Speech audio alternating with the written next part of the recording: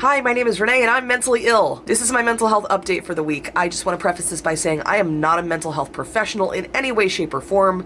None of this should be taken as advice. This is just me talking about my own personal experiences with my own personal mental health issues. And as a hard boundary, unless you are my doctor or my therapist, please do not give me any medical advice because you don't know the full picture. This includes any recommendations for medications, for therapies, for pretty much anything related to my mental health. Unless you're my doctor, I don't want to hear it. I am not sharing my story in order to get help from people. I'm sharing my story because I want to hold myself accountable, and I also think that it helps other people who are also struggling with mental health issues be able to relate to somebody. But I'm not asking for help, so please don't give it. So, this has been my first week of FMLA leave from my job. I struggle with ADHD, depression, anxiety, and past trauma. And what happened was I pushed myself to the point of burnout without realizing it until I was already at this point. So currently I'm just trying to recover from all of that. And if you want to watch my other videos where I've been talking about this, they are going to be in the playlist right here. So what have I been doing this first week?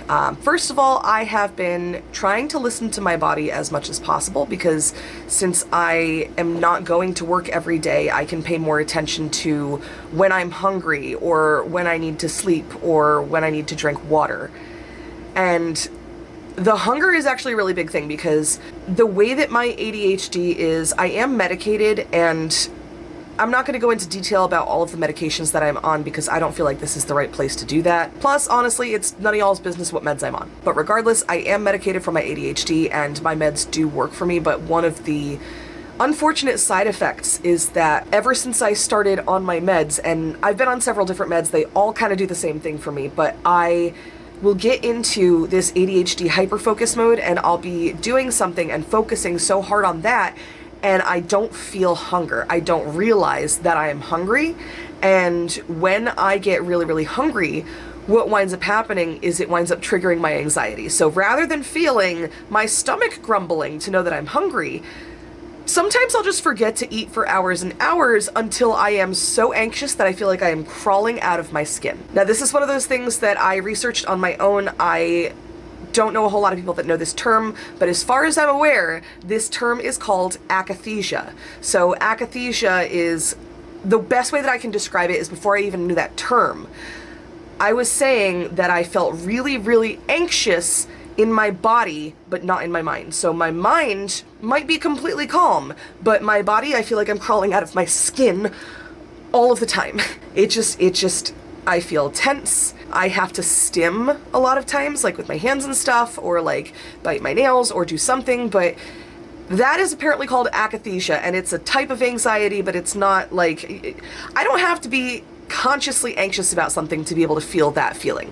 So yeah, hunger and eating has been a problem for me. I have been really conscious of making sure that I'm not under eating, but trying to eat before I get to the point of being akathiciously hungry is a struggle a lot of times. And when I'm working, it's even more of a struggle because I only have so much mental energy that I can focus on certain things. And when I hyper focus on work and I don't realize, because my ADHD, I have time blindness real bad, I don't always realize that it's like 3, 4, 5 o'clock in the afternoon and I haven't eaten lunch yet. So yeah, so a lot of this week has been me just trying to pay attention to my body, trying to make sure that I'm eating when I'm hungry before I get to that point. And that also is really difficult for me to not feel guilty about, not the eating part, but just me actually meeting my own needs is difficult for me to not feel guilty about, because what happens is I've been a people pleaser for most of my life and I've grown out of a lot of that, but I still have a lot of those tendencies. So a lot of times if I am not being productive or I am not doing something, even if I am resting, which is technically doing something because it's self-care, I'm doing something for me, but it doesn't feel like I am being productive enough. And that can trigger my anxiety, but it's an endless cycle, because if I work myself to the point of burnout or anxiety all of the time, it's not going to help with everything else. So it's like, I understand consciously that it's counterintuitive and that I need to give myself time and I need to rest and I need to sleep and I need to eat and drink water when my body needs it, but it's just so hard feeling like I am not doing enough all of the time. So I'm trying to both listen to my body and ignore the parts of my brain that are telling me I'm not being productive enough. So it's a balance. I am certainly struggling with it. If you hadn't already noticed by, me talking with my hands, I actually got a cheap smartwatch on sale recently. Most of the reason why I got this is because it can monitor my heart rate. Supposedly it can measure my blood pressure, although I am very skeptical about that because that doesn't make sense to me. And it's also like a $40 smartwatch. It's not anything special. But if I can measure my heart rate and it can measure my sleep cycles and stuff like that, I'm just trying to use it as a tool to help get my body and my mind back on track and back in sync. That being said, my anxiety has still not been great this week. One of the things that I talk to my therapist a lot about is about essentially my emotional half of my brain and then the logical half of my brain, and how they are constantly at war. And sometimes the emotional half takes over, which is referred to as flipping your lid. And when that happens, the logic just goes right out the window. When my mental health is not doing good, my threshold for getting to that point of flipping my lid, figuratively speaking, is much lower. So right now, things that normally wouldn't be that big of a deal wind up being a much bigger deal. And even if I try to logic my way out of it, the emotional part of my brain doesn't understand that. So that's why earlier this week I did a TikTok live that I wound up getting upset and crying in several times. And I don't regret anything that I said in that live.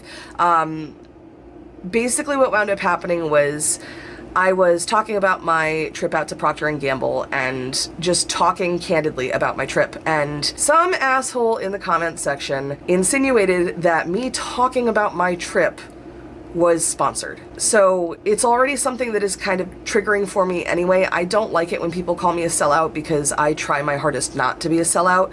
So when somebody accuses me of something that I am not doing, and it's also something that I work really hard not to be, yeah, it's a little triggering. One of my mods said that when I reacted to that person's comment, even though I am not a parent, I used my mom voice. Yeah. To my credit, I feel like I handled it pretty well overall, and I'm the kind of person that when I get upset at something, I cry and it's not controllable.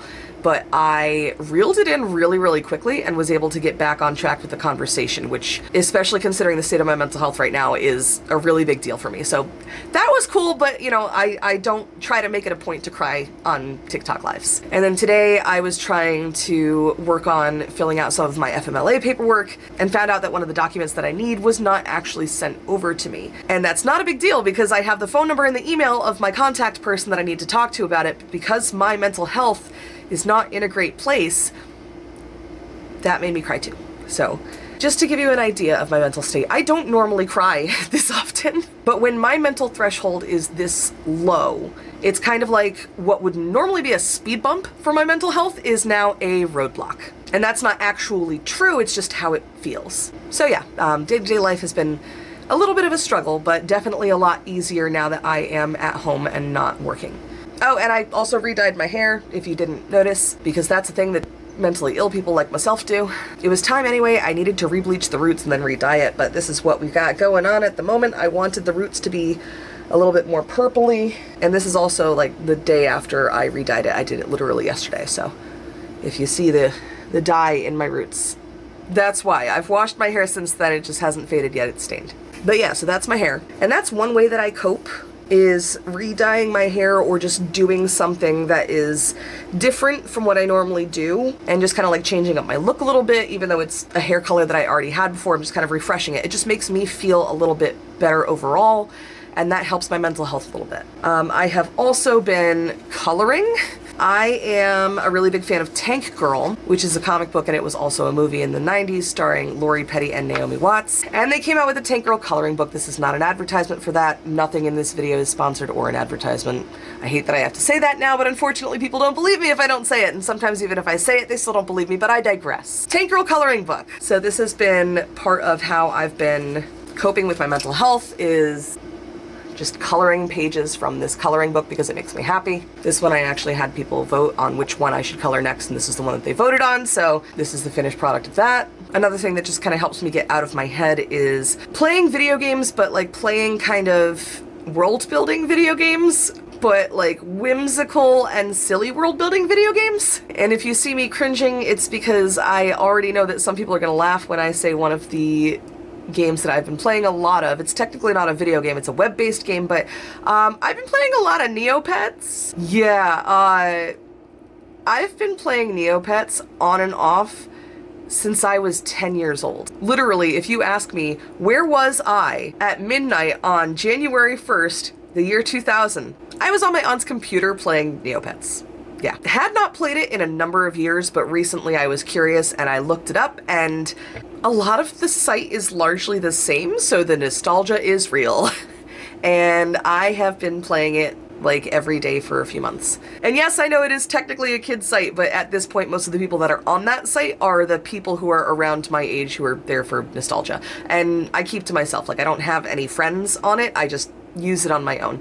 But the reason why I like it and the reason why it helps my brain a lot is because I can be in this entirely different world that is based on the real world. Like it has an economy and inflation, there's a stock market, but it's, you know, like kid version.